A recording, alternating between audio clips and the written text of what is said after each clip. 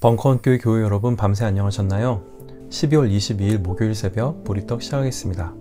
오늘 함께 묵상할 말씀은 이사야서 62장 7절에서 12절입니다. 제가 봉독하겠습니다.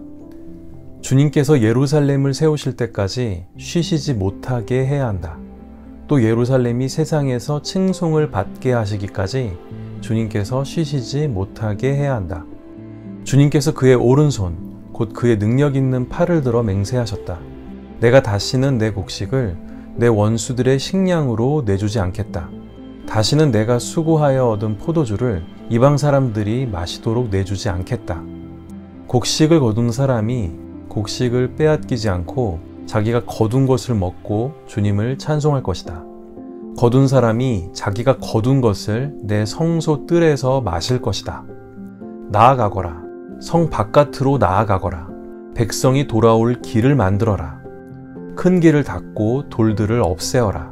뭇 민족이 보도록 깃발을 올려라. 보아라. 주님께서 땅 끝까지 선포하신다. 딸 시온에게 일러주어라. 보아라. 너의 구원자가 오신다. 그가 구원한 백성을 데리고 오신다. 그가 찾은 백성을 앞장 세우고 오신다. 사람들은 그들을 거룩한 분의 백성이라 부르며 주님께서 속량하신 백성이라 부를 것이다.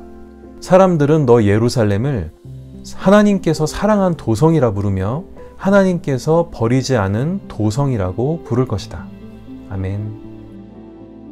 대림절 넷째 주일 목요일입니다. 이제 성탄절이 정말로 얼마 남지 않았네요.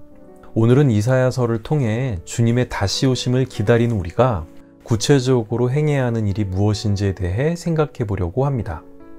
오늘 본문인 이사야서 62장은 제3 이사야에 속합니다. 이 예언서의 역사적 배경은 바벨론으로부터의 귀환에서 제2 성전 건축까지의 상황입니다.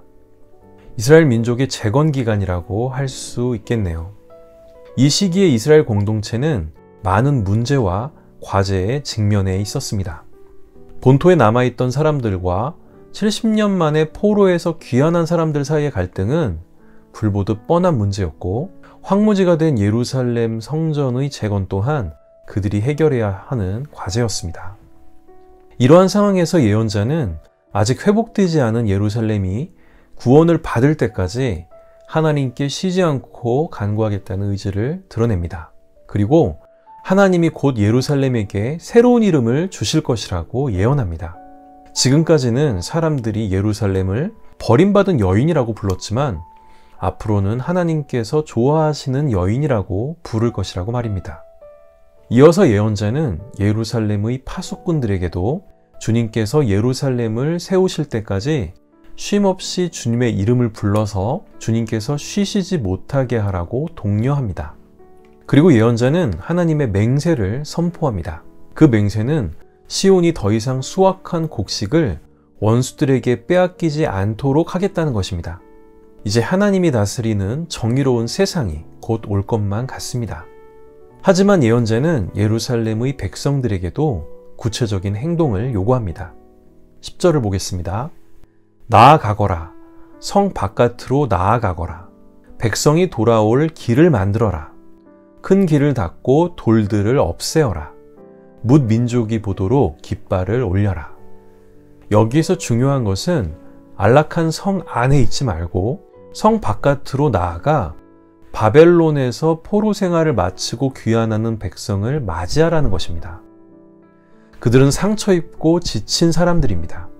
그래서 그들이 편하게 돌아올 수 있도록 큰 길을 내고 길에 튀어나온 돌을 빼내라고 하는 것입니다. 그들을 이렇게까지 해서 맞이해야 할 이유는 무엇일까요? 형제이나 자비심이 그 이유가 될 수 있지만 또 다른 이유가 있습니다.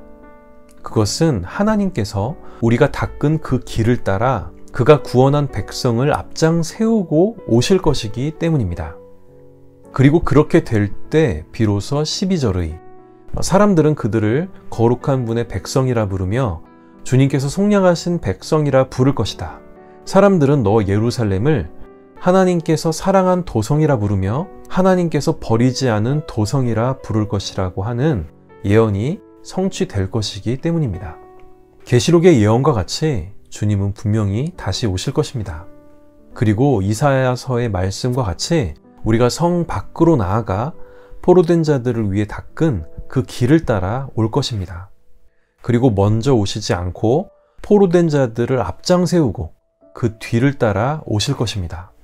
그래서 주님이 오시기를 바라는 우리 그리스도인들은 포로된 자들과 연대해야 하는 것입니다. 그들이 안락한 성으로 들어올 수 있도록 성 바깥으로 나아가 그들의 길을 닦아야 하는 것입니다. 포로된 고통과 더불어 차가운 한파로 인한 고통까지 겪어야 하는 그들이 따뜻한 성으로 돌아올 수 있도록 길을 닦는, 그래서 그들과 함께 오실 주님을 맞이하는 우리 벙커원교회 교우님들이 되시길 소망합니다. 함께 기도하시겠습니다. 포로된 자들이 다 돌아오고 나서야 그 뒤를 따라 오시겠다고 말씀하시는 주님, 포로된 자들을 보듬는 주님의 사랑에 감격합니다. 그리고 포로된 자들을 통해 역사하시는 주님의 섭리에 감탄합니다. 주님의 오심을 기다리며 성 밖으로 나아가 길을 닦는 자들이 되기를 소망하는 저희와 함께 하여 주옵소서. 곧 다시 오실 예수님의 이름으로 기도드립니다. 아멘.